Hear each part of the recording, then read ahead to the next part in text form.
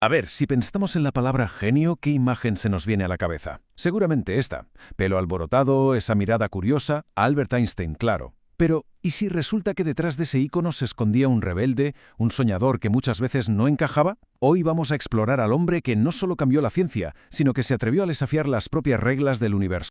Y es que aquí está la clave de todo, ¿no? Tenemos por un lado el mito, esa figura casi sagrada, el pensador de mármol que parece que lo sabía todo, y por otro el hombre de carne y hueso, un inconformista, un tipo lleno de dudas y de preguntas. Esa lucha, esa tensión entre el símbolo y la persona, bueno, ahí es donde empieza la verdadera historia.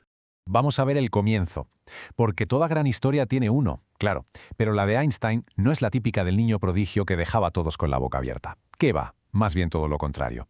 Vamos a ver cómo era el pequeño Albert, un niño que, para que nos entendamos, no encajaba en el molde. Es que su arranque fue, bueno, bastante discreto, la verdad. Para empezar, tardó en hablar, y en el cole, sus profes lo veían como un crío distraído o incluso un poco rebelde. ¿Por qué? Pues porque se negaba a aprenderse las cosas de memoria. Él no quería repetir como un loro, quería entender el porqué de las cosas. Y esos supuestos defectos eran en realidad las primeras señales de que algo muy grande estaba a punto de pasar. Y de repente, una pregunta. Una pregunta que lo cambió absolutamente todo. Y surgió de algo tan simple como una brújula que le regaló su padre. Imaginemos la escena. El niño viendo esa aguja, quieta, apuntando siempre al norte, sin que nada ni nadie la tocara. Se quedó alucinado. ¿Qué fuerza invisible está moviendo esto?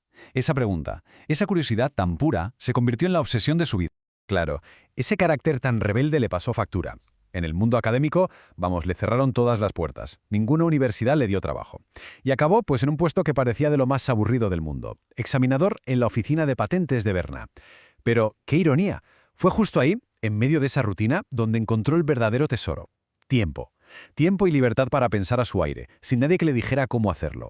Y es que fue justo ahí, en ese despacho gris y modesto, donde un simple empleado de patentes iba a poner el mundo patas arriba. Nos vamos ahora a 1905, su famoso Annus Mirabilis, su año milagroso, el año en que un auténtico desconocido, él solito, reescribió las leyes de la física para siempre. Quedémonos con esta fecha, porque es brutal, 1905. Mientras fichaba cada día en su trabajo de oficinista, un chaval de 26 años, en su tiempo libre, ojo, publica 4 artículos que hicieron saltar por los aires los cimientos de la ciencia. O sea, una explosión de creatividad y de genio como pocas se han visto en la historia, de verdad. Es que la dimensión de lo que pasó ese año es increíble. No hablamos de una idea genial, fueron 4. A ver, repasemos. Primero, demostró que los átomos existen de verdad. Ahí es nada. Segundo, puso los cimientos de la física cuántica, que por esto le darían el Nobel más tarde.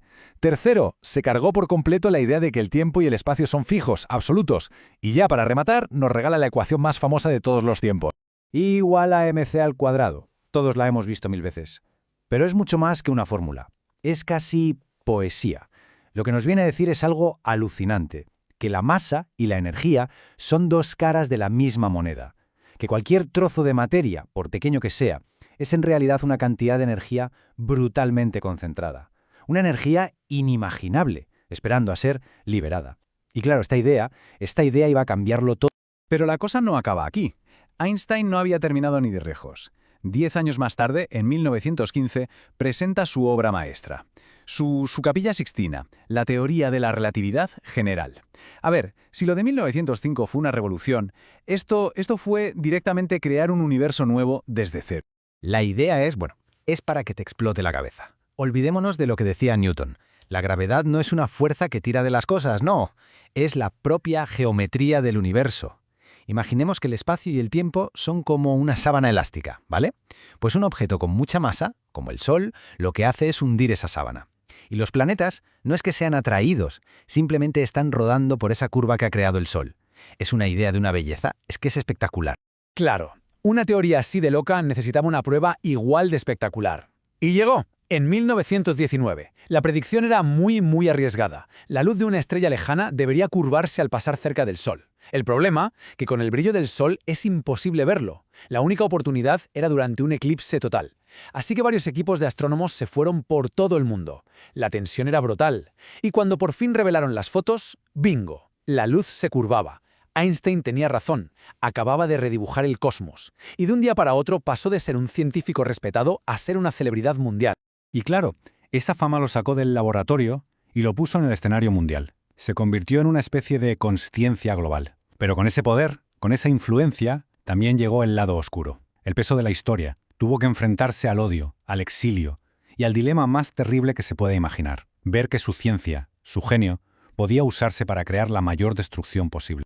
A partir de ahí, su vida pública fue un no parar. En los años 20 se convirtió en una voz muy potente por el pacifismo, pero el mundo se estaba poniendo muy feo. El nazismo subía en Alemania y él, por ser judío y por sus ideas, estaba en el punto de mira. En 1933 no le quedó más remedio que exiliarse a Estados Unidos, y fue allí, en su nuevo hogar, donde tuvo que tomar la decisión más difícil de toda su vida. Fue en Estados Unidos donde se encontró de frente con su gran dilema moral. Le aterrorizaba la idea de que la Alemania nazi fabricara una bomba atómica. Así que firmó esa famosa carta al presidente Roosevelt, una carta que fue uno de los impulsos para crear el proyecto Manhattan. Él no participó directamente, pero claro, su E igual a mc al cuadrado era la base de todo. Esta frase que vemos, resume el arrepentimiento tan profundo, el tormento que le persiguió el resto de sus días por el uso militar que se le dio a su ciencia.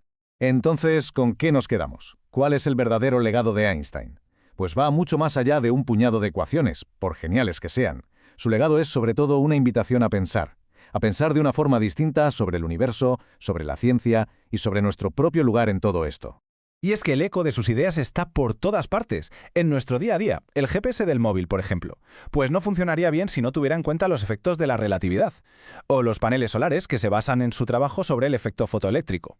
Y ya no hablemos de la astrofísica o la cosmología moderna. Todo se apoya en su obra.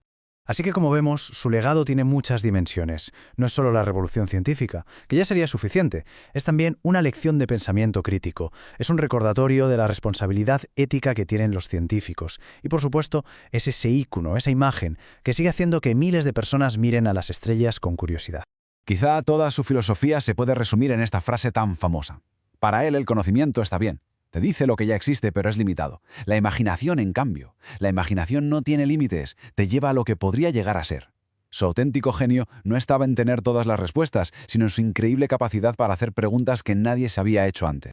Al final, de eso va todo. El genio de Einstein no fue encontrar las respuestas correctas, sino hacer las preguntas correctas. Nos obligó a todos a replantearnos qué son el tiempo, el espacio, la realidad misma. Su legado es eso, una invitación a ser curiosos, a no conformarnos nunca, y nos deja con una última pregunta en el aire. Quizá la más importante. ¿Cuál es la siguiente gran pregunta que nos atrevemos a hacer?